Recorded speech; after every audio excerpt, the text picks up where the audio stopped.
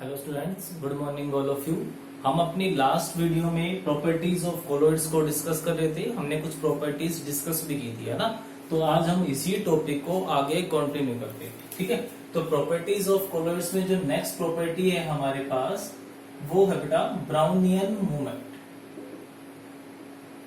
जो कि बहुत ही ज्यादा इंपॉर्टेंट है, ठीक है। ब्राउनियन मूवमेंट, अब इसके बारे में आपने शायद नाम नहीं सुना। अब दिमाग में यार अभी मूवमेंट तो हमने पढ़ा हुआ है, बट ये ब्राउनियन मूवमेंट ये कौन सी मूवमेंट हुई?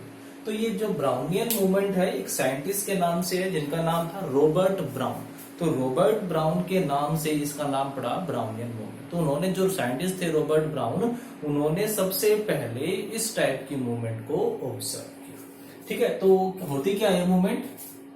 It may B defined as the zigzag movement of colloidal particles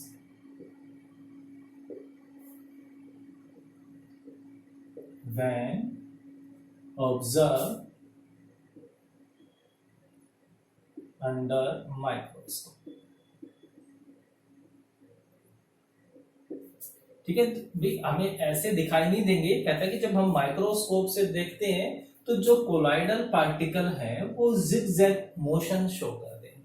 zigzag का मतलब आप बेटा कह सकते हो कि रैंडम मोशन, किसी भी डायरेक्शन में जो रैंडम मोशन होता है ना, उसको हम क्या बोल देते हैं? Zigzag motion. तो पार्टिकल्स कहीं भी किस तरफ भी भाग रहे हैं।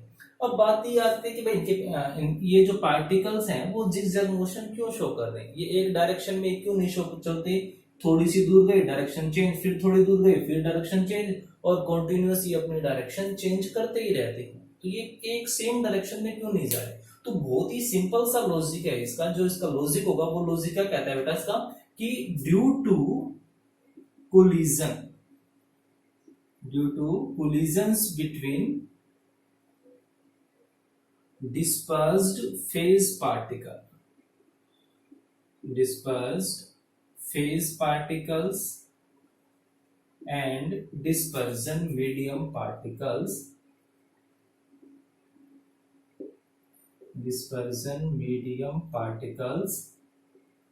the direction of colloidal particle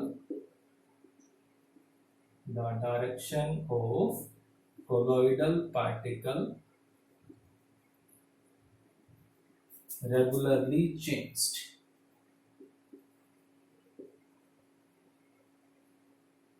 समझ में आई? तो कहते हैं कि लगातार आपस में कोलिजन्स होते रहते हैं, और उन्हीं कोलिजन्स की वजह से इनकी डायरेक्शंस लगातार चेंज होती रहेगी, और उसी को हम क्या बोल देते हैं? जिगजैग मोशन, है ना। सिंपल सा। नेक्स्ट आता है बेटा हमारे पास टिंडल इफेक्ट। पहले भी पढ़ चुके ना हम ये टिंडल इफेक्ट, सस्पेंशन में पढ़ा था हमने। तो टिंडल इफेक्ट का मतलब क्या था? बहुत ही इंपॉर्टेंट है ये जो प्रॉपर्टी आज हम डिस्कस कर रहे हैं, एग्जाम पॉइंट ऑफ व्यू से भी और एनटीएससी लेवल से भी इंपॉर्टेंट है। टिंडल इफेक्ट का मतलब क्या समझे? टिंडल इफेक्ट है कुछ ध्यान, है ना, हम पहले पढ़ चुके हैं। तो क्या कहते थे इसको? The scattering of a beam of light by colloidal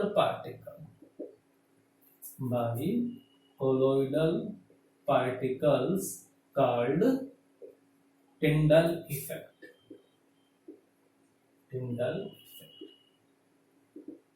ठीक है। Due to this effect the path of light becomes visible।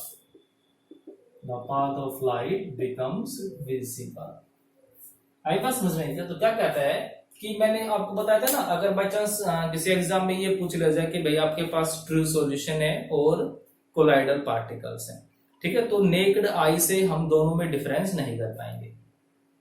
तो फिर कैसे बताओगे आप कि इनमें से कौन ट्रू सॉल्यूशन है और कौन कोलाइडल सोल है?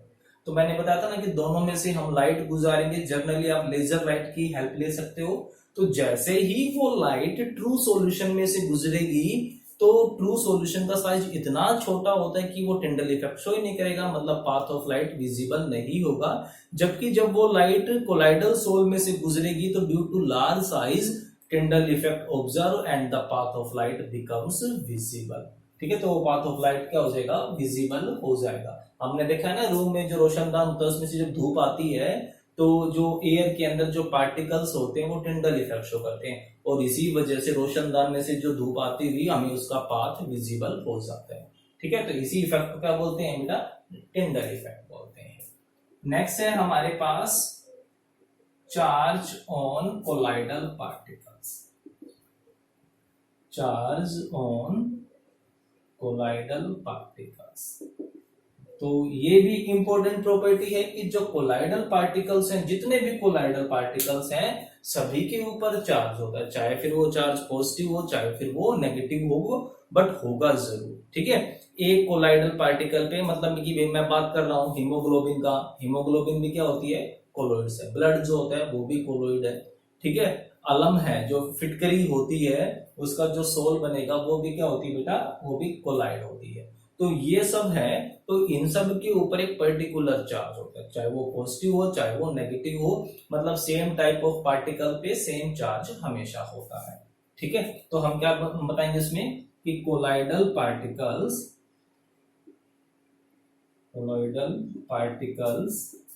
Always carry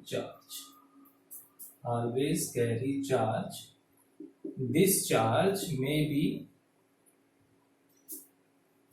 may be positive or negative, but always same on same type of particle। ठीक है बेटा, ये चीज बहुत जरूरी है। कभी भी ये नहीं होगा कि आधे पार्टिकल्स पे पॉजिटिव हो जाए और आधे पार्टिकल्स पे नेगेटिव हो जाए। ठीक है, due to same charges they always repel, due to same charges they always repel each other and becomes stable। हमने कहा था ना कि भाई कोलाइडल पार्टिकल स्टेबल होते हैं, मतलब कि कभी भी सेटल डाउन नहीं होते। तो वो सेटल डाउन क्यों नहीं होते, क्योंकि उनके बीच में लगातार क्या होगा, कोलिजन होता रहेगा, रिपल्शन होता रहेगा, है ना। जैसे पार्टिकल्स नजदीक आएंगे सेम चार्ज में क्या होता है, रिपल्शन, पार्टिकल्स दूर भाग जाएंगे, जैसे ही बेचारे नजदीक आएंगे रिपल्शन हो जाएगा। तो कहता है कि इस तरीके से वो सब के सब एक दूसरे को इधर उधर भगाते रहते हैं और इसी वजह से वो कभी सेटल डाउन नहीं होते, और सेटल डाउन नहीं होने का मतलब क्या हुआ कि वो स्टेबल होते हैं। ठीक है, तो ये हो गया हमारे पास charge on colloidal particle. Next property आती है हमारे पास इलेक्ट्रोफोरेसिस। इंपॉर्टेंट प्रॉपर्टी है इलेक्ट्रोफोरेसिस। इलेक्ट्रो का मतलब समझ में आ रहा है कि इलेक्ट्रिक फील्ड, और फोरेसिस का मतलब होता है बेटा मोशन। ठीक है, तो क्या है हमारे पास, इलेक्ट्रोफोरेसिस। तो इलेक्ट्रिक फील्ड हो गया, इलेक्ट्रिसिटी हो गया, फोरेसिस का मतलब होता है मोशन। तो कैसे डिफाइन करूंगा मैं इसको, it may be defined as the motion of colloidal particle, the particles towards oppositely charged electrode,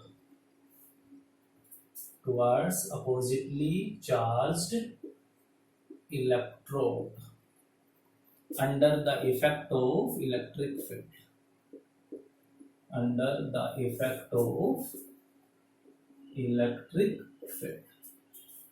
मतलब समझ में आया कि जब हम इलेक्ट्रिक फील्ड अप्लाई करते हैं तब कोलाइडल पार्टिकल्स इधर उधर भागने लगते हैं। तो ये हमने कैसे प्रूव किया, हमने एक एक्सपेरिमेंट किया, एक यू शेप ट्यूब ली हमने। ठीक है, क्या ली हमने, एक यू शेप ट्यूब, ये हमने यू शेप ट्यूब ली। ठीक है बेटा, हमने क्या किया, फिर इसके अंदर हमने मेटल की प्लेट लगाई। ये मेटल प्लेट लगा दी। इन मेटल प्लेट को बेटा क्या बोल देते हैं, इलेक्ट्रोड बोलते हैं। क्या बोलेंगे, इलेक्ट्रोड। एक को हमने पॉजिटिव टर्मिनल से जोड़ दिया और दूसरी को हमने नेगेटिव टर्मिनल से जोड़ दिया। ठीक है, एक को पॉजिटिव से दूसरे को नेगेटिव से, और इसके अंदर हमने क्या ले लिया बेटा, कोलाइडल सोल डाल दिया। ये हमारा पूरा का पूरा कोलाइडल सोल। ठीक है, अब जिसके ऊपर नेगेटिव चार्ज होता है उसको हम क्या बोल देते हैं बेटा, कैथोड, और जिसके ऊपर पॉजिटिव चार्ज होता है बेटा उसको हम क्या बोलते हैं, हमेशा एनोड। ठीक है, तो जैसे ही हमने इलेक्ट्रिक फील्ड अप्लाई किया तो क्या होगा, अब सोचो कि ये जो कोलाइडल पार्टिकल्स है ना, इनके ऊपर positive charge, carry positive charge. तो जब इनके ऊपर पॉजिटिव चार्ज है तो ये किस डायरेक्शन में भागेंगे, सिंपल सी बात है, पॉजिटिव किसकी तरफ अट्रैक्ट होगा, नेगेटिव की तरफ। तो वो सारे के सारे पार्टिकल्स इधर भागने लगेंगे। तो हो गया ना, ये motion of colloidal particles towards oppositely charged electrode is called electrophoresis. तो इस प्रॉपर्टी से ये कंफर्म हुआ कि भाई कोलाइड्स के ऊपर चार्ज होता है, अगर उनके ऊपर चार्ज नहीं होता तो वो फिर वो मूव भी नहीं करते। आई बात समझ में। तो this property proves that the colloidal particles carry charges। ठीक है, अगर उसके ऊपर नेगेटिव होता तो वो इस एनोड की तरफ आ जाते। आई बात समझ में। नेक्स्ट और लास्ट प्रॉपर्टी है हमारे पास कोगुलेशन। कोगुलेशन का नाम तो आपने बहुत सुना ही होगा, है ना, कोगुलेट होना, इकट्ठा हो जाना, कोगुलेशन। तो कैसे डिफाइन करेंगे कोगुलेशन की प्रॉपर्टी को, देखो वो ध्यान से, कोगुलेशन इसको डिफाइन कैसे करेंगे, it may be defined as the settling down of colloidal particles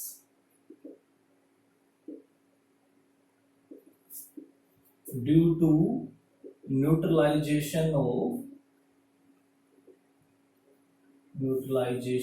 of charge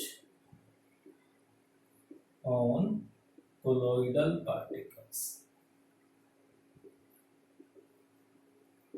आई बस समझ में। तो क्या कहना चाह रहा है ये भी, कोगुलेशन का मतलब क्या होता है, इकट्ठा होना। तो सारे पार्टिकल्स इकट्ठे होकर के बहुत बड़ा पार्टिकल मिला लेते हैं, बन जाते हैं, और सारे के सारे नीचे बैठ जाएंगे। क्लियर बात है। अब वो सारे के सारे पार्टिकल नीचे बैठ गए, ध्यान सुनना, अब वो सारे के सारे पार्टिकल्स क्या हो गए, नीचे बैठ गए। अब नीचे बैठेंगे तो उन सबको पास पास तो आना पड़ेगा ना। अब हमने लास्ट प्रॉपर्टी में पढ़ा था कि भाई उनके ऊपर तो चार्ज होता है, चार्ज होगा तो वो एक दूसरे को रिपेल करेंगे, और रिपेल करेंगे तो फिर वो पास पास कैसे आएंगे, मतलब कि उनको पास बैठाने के लिए किस बात की जरूरत होगी, कि उनके चार्ज को न्यूट्रल किया जाए, मतलब कि जीरो किया जाए। तो अगर उसमें पॉजिटिव था तो भाई नेगेटिव मिला दो, पॉजिटिव नेगेटिव कैंसिल हो जाएगा, चार्ज बैलेंस हो गया। ठीक है, तो ये हो गया हमारे पास कोगुलेशन। फॉर एग्जाम्पल, अब आपने देखा होगा कि आपने सुना होगा, ठीक है, या फिर जो बॉयज है उन्होंने तो सुना होगा कि जैसे नाई जब होता है, शेविंग करता है, तो कई बार कट लग जाता है, ठीक है, तो वहां से ब्लीडिंग होने लगती है, तो वो खून को रोकने के लिए क्या करता है, वो फिटकरी लगाता है। ठीक है, तो उसका रीजन क्या होता है कि खून पे जो चार्ज होता है उससे अपोजिट चार्ज फिटकरी पे होता है। तो जैसे ही फिटकरी लगाऊंगा तो खून का ऊपर जो चार्ज था वो न्यूट्रल हो गया। न्यूट्रल होने से वो ब्लड के पार्टिकल्स बहुत बड़ा ब्लड बना लेते हैं, और वो जो कट लगा उस कट में से वो खून बाहर आ ही नहीं पाएगा, और वो सारा का सारा खून क्या हो जाएगा, वहीं पर स्टॉप हो जाएगा। तो जो ब्लीडिंग होती है उस ब्लीडिंग को रोकने के लिए हम कोलाइड की प्रॉपर्टी का यूज करते हैं। आपने डेल्टा का नाम सुना होगा, सुंदरबन का डेल्टा, तो ये डेल्टा भी उसी का एग्जाम्पल होते हैं। ठीक है, तो ये सब हम अपने नेक्स्ट वीडियो में डिस्कस करेंगे, एप्लीकेशंस ऑफ कोलाइड्स। तो ये प्रॉपर्टीज थी, ये प्रॉपर्टीज फिनिश हो गई, आप इनको बहुत अच्छे से याद करोगे। ठीक है, और कोई भी डाउट होगा तो आप मुझे बताओगे। Okay, thank you.